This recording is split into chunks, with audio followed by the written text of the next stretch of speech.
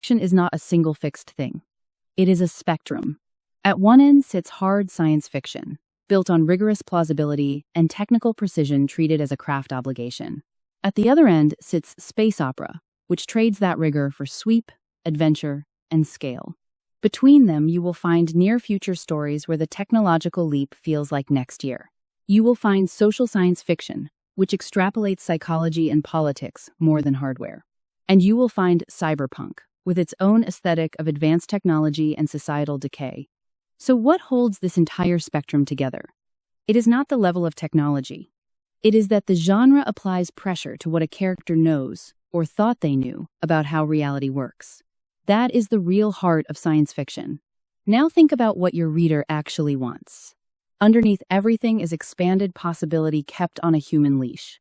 Readers want their sense of what is achievable to be stretched, but they want it stretched in service of a stake they can still feel personally. A relationship, a survival, a choice. The genre's true test is whether a character stays recognizably human while the rules around them stop being fixed. There is also the pleasure of consequence at scale. Science fiction asks characters to make decisions that ripple past the personal into the civilizational. Readers come to feel the weight of choices most of them will never have to make. Let's look at the hallmarks of the genre. First, the world-building reveal. A single detail that recontextualizes everything understood so far. Second, the human stakes anchor. One stake the reader can feel without translation. Third, defamiliarization, where ordinary human action is described as if genuinely strange, and then recognized.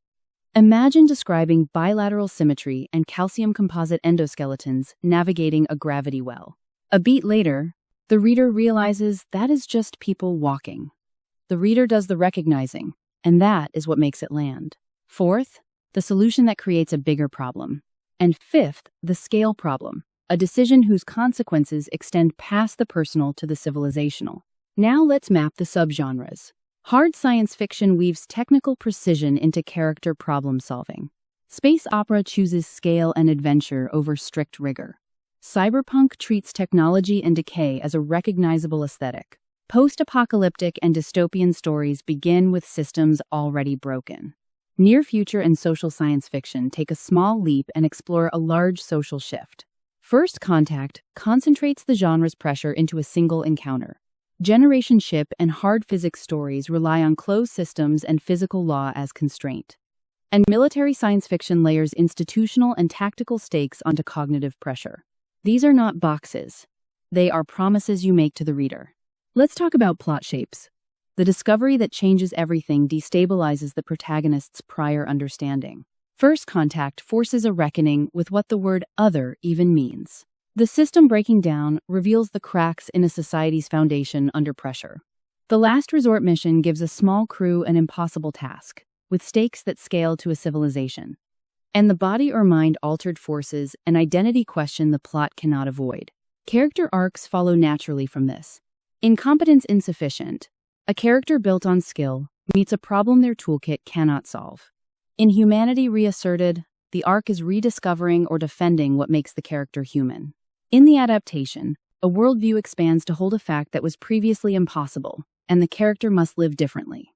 And in cautionary hubris, faith in control directly causes the catastrophe. Science fiction also blends with other genres. It pairs naturally with thriller, horror, fantasy, and mystery. But it can also fight. Hard science fiction's commitment to plausibility runs against fantasy's freedom of invention. A hybrid has to decide which contract governs before it can do both well. Even within the genre, space opera's pacing can clash with hard science fiction's technical patience. So how should you start the story? Ground the reader in the different show through specific detail and interaction. What has changed from our world? Do not explain it. Establish the speculative premise so the central what if is evident, even if never stated outright. Make the strange familiar. Let your characters treat their world as normal, and let the reader infer rather than receive a briefing. Create human stakes within the fantastic.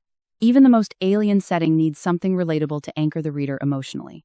And signal the subgenre early, because each one makes a different promise. There is one common pitfall to avoid.